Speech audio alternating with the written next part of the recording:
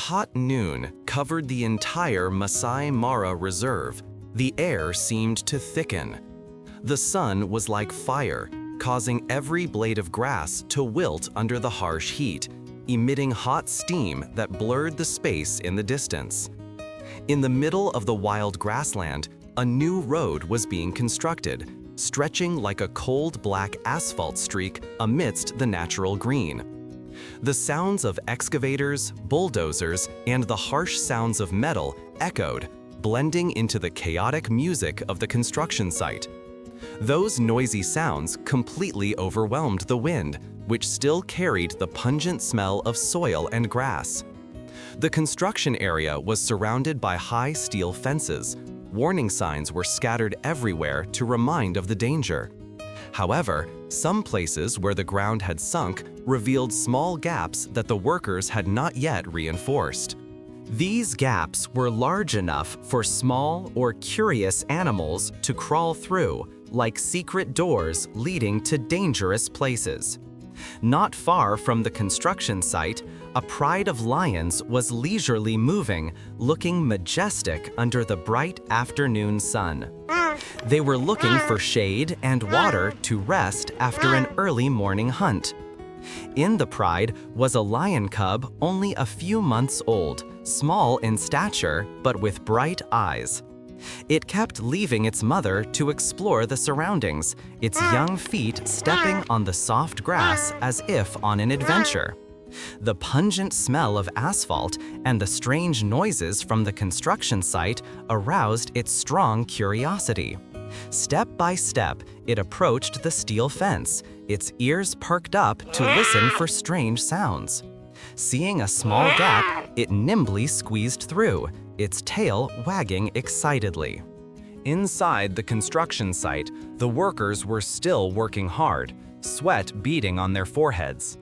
No one noticed the small guest moving deeper into the area where they had just poured asphalt. The lion cub stepped on the hot asphalt. The road surface still seemed to be boiling slightly under the harsh sunlight. Immediately, the plastic stuck to its small feet, causing it to stop in surprise.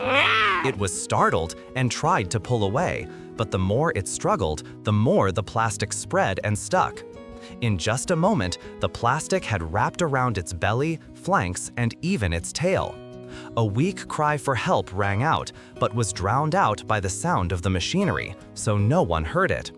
The pride of lions had gone far away, their proud footsteps not looking back. The plastic gradually cooled, becoming a hard glue that held its body tightly to the road. It lay there, its eyes filled with panic and despair, its breathing growing weaker. At that moment, the machinery paused for the workers to have lunch, and the space suddenly became quieter.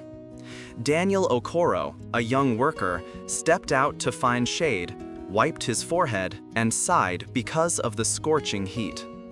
As he passed by the pile of discarded materials, he heard a faint sound like a kitten lost its mother. He stopped, listened more clearly, and decided to move closer. Daniel was stunned by the sight. A small lion cub was trapped in the shiny black plastic, its golden fur smeared. Its eyes were wet, shining with fear as if asking for a miracle. Daniel's instinct made him step back, his heart beating fast, because this was a predator after all. But that desperate look made him unable to leave. He bent down, trying to gently lift its head, his hands shaking with anxiety. The painful groan made him stop, his heart aching. The plastic was too tight. Pulling hard would only cause the animal more pain. Daniel knew he couldn't handle this situation on his own. He quickly pulled out his phone and dialed the emergency number for the Rangers. His voice was shaky, but he still described the situation and location in detail. The Rangers reassured him, promised to come soon, and instructed him to keep a safe distance. Daniel stood there, his eyes following the small life that was gasping for breath on the black plastic. His heart was filled with worry, but also a glimmer of hope. About half an hour later, the sound of a pickup truck engine rang out, tearing the silence apart. Two experienced rangers, Samuel Kumalo and David Mokwena, got out. They carried iron cages, protective gloves, first aid kits, and the determined eyes of people who have saved wild animals for many years. Observing the scene, they quickly assessed the level of danger. Samuel gently reassured the animal, his words like a gentle breeze soothing the fear. David tested the adhesion of the plastic, shaking his head because he realized that removing it on the spot was too risky.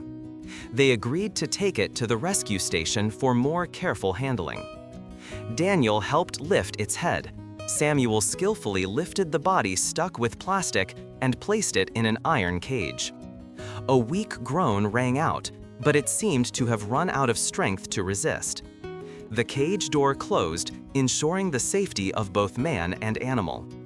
The vehicle rolled away from the construction site, leaving Daniel breathing a sigh of relief, but still watching with worried eyes. At the rescue station, the veterinarian quickly prepared the treatment room and specialized tools. They wore protective clothing, thick gloves, and goggles to protect against chemicals. The lion cub was gently placed on the treatment table, its eyes half closed from exhaustion. A mild sedative helped it to feel less pain and stay calm during the procedure. The doctor carefully applied a special chemical solution to each piece of hard plastic. They skillfully removed each piece, avoiding damaging the new skin. The strong smell of chemicals filled the room, but everyone persevered. When the plastic was peeled off, the red, sore skin was immediately disinfected with a medical solution. A soft towel soaked in warm water was used to clean every centimeter of the body that had just been freed. They created white foam from specialized soap, massaging all over the body to completely remove the pungent smell. Warm water washed away the chemicals, washing away the dirt on the golden fur. The scratches were carefully bandaged to prevent infection. Then antibiotics were injected to prevent disease. After nearly 2 hours, the entire layer of plastic was finally removed, returning the small but resilient shape. The lion cub was dried, placed in a cage with a bowl of fragrant fresh meat. The aroma made it stir slightly. Its eyes softened, at peace for the first time since falling into the tar trap. The next morning, it was much more alert.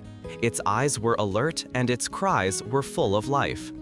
Samuel and David took it back to the pasture, where its mother was waiting, ending an emotional rescue that left a valuable lesson in love and responsibility towards nature.